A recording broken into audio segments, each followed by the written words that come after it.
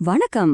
கலைஞர் மகளிர் உரிமை தொகை திட்டம் பத்தி நாம இப்ப பார்க்க போறோம். முக்கியமா உங்க அப்ளிகேஷன் ஒருவேளை ரிஜெக்ட் ஆயிருந்தா அடுத்து என்ன பண்றதுன்னு ஸ்டெப் பை ஸ்டெப்பா பார்க்கலாம் வாங்க. மாசம் 1000 ரூபாய் உதவித்தொகைக்கு அப்ளை பண்ணி அது ரிஜெக்ட் ஆகிடுச்சா ஐயோ என்ன பண்றதுன்னு ஒரு குழப்பமும் சின்ன ஏமாற்றமும் இருக்கும் இல்லையா?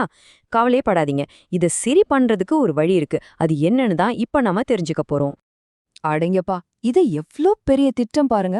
தமிழ்நாட்டுல மட்டும் 1,13,00,000 பெண்களுக்கு மேல இந்த திட்டத்துல பயனடைஞ்சிருக்காங்க. அவங்களோட வாழ்வாதாரத்துக்கு ஒரு பெரிய சப்போர்ட்டா இருக்கணுங்கிறது தான் இந்த திட்டத்தோட முக்கியமான நோக்கமே. சரி, நாம இன்னைக்கு என்னென்னலாம் பார்க்க போறோம்னு ஒரு சின்ன லிஸ்ட் பார்த்துடலாம். முதல்ல இந்த 1000 ரூபாய் வாக்குறுதி என்னன்னு பார்ப்போம். அப்புறம் ஏன் சில அப்ளிகேஷன்ஸ் ரிஜெக்ட் ஆகுது, அதுக்கு எப்படி அப்பீல் பண்றது, அந்த அப்பீல் பண்றதுக்கான ஸ்டெப்ஸ் என்னென்ன, கடைசியா இது வெறும் சலுகையா இல்ல உரிமையாங்கிறதையும் பார்க்கலாம். சரி, முதல் செக்ஷன் இந்த 1000 ரூபாய் வாக்குறுதி. இந்த KMUT திட்டம்னா என்ன, யாருக்காக இதை கொண்டு வரப்பட்டுச்சுன்னா ஒரு தடவை பார்த்துருவோம். கலைஞர் மகளிர் உரிமை தொகை இத கவர்மெண்ட் எப்படி பாக்குதுன்னா, இது வெறும் பண உதவி மட்டும் கிடையாதான். பெண்களோட உழைப்புக்கு, குடும்பத்துக்காக அவங்க பண்ற தியாகத்துக்கு ஒரு அங்கீகாரம் கொடுக்கற மாதிரி இது ஒரு உரிமை தொகைன்னு சொல்றாங்க. இந்த திட்டம் பாத்தீங்கன்னா ரொம்ப வேகமா வளர்ந்திருக்கு. 2023ல ஆரம்பிச்சப்ப 1,13,00,000 பேர் பயனடைஞ்சாங்க. ஆனா மக்கள் கிட்ட இருந்து வந்த வரவேற்பை பார்த்துட்டு 2வது கட்டமா இன்னும் நிறைய பேரை சேர்த்தாங்க. டிசம்பர் மாசத்துல மட்டும் ஒரு 16-17 லட்சம் பெண்களை இதுல சேர்த்திருக்காங்க. ஓகே, இப்போ ரொம்ப ரொம்ப முக்கியமான ஒரு கேள்விக்கு வரும். எதுக்காக நம்ம அப்ளிகேஷன் ரிஜெக்ட் ஆகுது? இந்த காரணத்தை சரியா புரிஞ்சுக்கிட்டாதான் நம்மளால கரெக்டா அப்பீல் பண்ணி ஜெயிக்க முடியும். ரிஜெக்ட் ஆகிறதுக்கு நிறைய காரணங்கள் இருக்கு. பாருங்க, உங்க குடும்பத்துல யாராவது இன்கம் டாக்ஸ் ஃபைல் பண்ணா இல்ல கார் வச்சிருந்தா ரிஜெக்ட் ஆகலாம். அதே மாதிரி கவர்மெண்ட் வேலையில இருந்தாலோ பென்ஷன் வாங்கினாலும் கூட ரிஜெக்ட் ஆக வாய்ப்பு இருக்கு. இதெல்லாம் ஒரு பக்கம்னா, சில சமயம் ரொம்ப சிம்பிளான தவறுகள் கூட பிரச்சனையாகும்.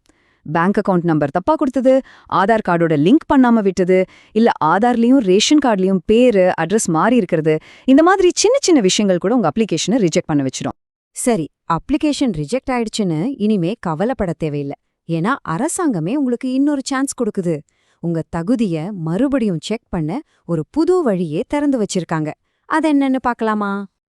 ஆமாங்க, தகுதியுள்ள யாருமே விடுபட்டு போக்கூடாதுங்கிற நல்ல நோக்கத்துல KMUT வெப்சைட்லயே அப்பீல் பண்றதுக்கு ஒரு புது ஆப்ஷனை கொண்டு வந்திருக்காங்க. இனிமே நீங்க ஆன்லைன்லயே உங்களோட முடிவுக்கு அப்பீல் பண்ணலாம். சரி, இப்போ நாம பிராக்டிக்கலா விஷயத்துக்குள்ள போலாம். இந்த அப்பீல எப்படி ஃபைல் பண்றது, அதுக்கான ஸ்டெப் பை ஸ்டெப் கைட் இதோ. உங்களுக்கு 2 ஆப்ஷன் இருக்கு.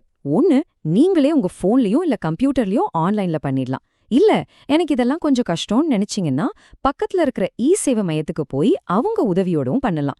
உங்களுக்கு எது வசதியோ அதை நீங்க தேர்ந்தெடுத்துக்கலாம். ஆன்லைன்ல பண்றது ரொம்ப ரொம்ப ஈஸி. முதல்ல அந்த KMUT வெப்சைட்குள்ள போங்க. உங்க பேரு, ரேஷன் கார்டு நம்பர், ஃபோன் நம்பர்லாம் கேக்கும். அதை கொடுங்க. உடனே உங்க போனுக்கு ஒரு OTP வரும். அதை என்டர் பண்ணிட்டீங்கன்னா ஏன் அப்பீல் பண்றீங்கன்னு சில காரணங்கள் காட்டும். அதுல உங்களுக்கு பொருத்தமானது செலக்ட் பண்ணிட்டு சப்மிட் பட்டனை தட்டினா போதும். அவ்வளவுதான், உங்க வேலை முடிஞ்சுது. ஒருவேளை நீங்க சேவை மையத்துக்கு போறீங்கன்னா மறக்காம இந்த 3 டாக்குமெண்ட்ஸையும் ஒரிஜினலோட எடுத்துட்டு போங்க. உங்க ஆதார் கார்டு, ரேஷன் கார்டு, அப்புறம் பேங்க் பாஸ்புக், இது 3ம் கண்டிப்பா வேணும். சரி, இப்போ நாம கொஞ்சம் பெரிய கண்ணோட்டத்துல பார்க்கலாம். இந்த திட்டம் உண்மையில ஒரு சலுகையா இல்ல பெண்களோட உரிமையா? இத சுத்தி என்ன மாதிரியான விவாதங்கள் போயிட்டு இருக்குன்னு பாப்போம். முன்னாள் அமைச்சர் செந்தில் பாலாஜி இத பத்தி பேசும்போது ஒரு முக்கியமான விஷயத்த சொன்னாரு. மத்த மாநிலங்கள்ல பயனாளிகளோட எண்ணிக்கையை குறைக்கும் பொழுது தமிழ்நாட்டுல முதலமைச்சர் விடுபட்ட பெண்களுக்கும் திரும்பவும் வாய்ப்பு கொடுக்கறாருன்னு சொல்லிருக்காரு. இதிலிருந்து தகுதியான எல்லாரையும் சேர்க்கணுங்கிறதுல அரசாங்கம் எவ்வளவு உறுதியா இருக்குன்னு தெரியுது. இந்த 2வது கட்டத்தோட நம்பர்ஸ் பாத்தீங்கன்னா உங்களுக்கே புரியும். கிட்டத்தட்ட 29 லட்சம் பேர் அப்ளை பண்ணிருக்காங்க. அதுல சுமார் 17 லட்சம் பேருக்கு ஓகே ஆயிருக்கு. ஆனா ஒரு 12 லட்சம் பேரோட அப்ளிகேஷன் ரிஜெக்ட் ஆயிருக்கு.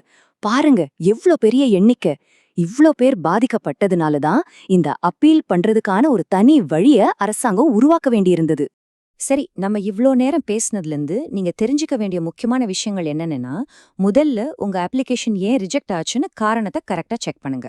2வது, அப்பீல் பண்றதுக்கு உங்களுக்கு ஒரு புது சான்ஸ் இருக்கு. 3வது, ஆன்லைன்லயோ இல்ல சேவை மையம் மூலமாவோ ஈஸியா அப்பீல் பண்ணுங்க. கடைசியா உங்க பேங்க், ஆதார், ரேஷன் கார்டு எல்லா டீட்டெயில்ஸும் சரியா ஒன்னோட ஒன்னு லிங்க் ஆயிருக்கான்னு ஒரு தடவை 2 தடவை பாத்துக்கோங்க. இங்க ஒரு முக்கியமான கேள்வி எழும்புது. ஒரு திட்டம் கோடிக்கணக்கான பேருக்கு நல்லது பண்ணுது, ஆனா அதுல விடுபட்டு போனவங்களுக்கு அரசாங்கத்தோட கடமை என்னவா இருக்கணும்? இத பத்தி நீங்க என்ன நினைக்கிறீங்க?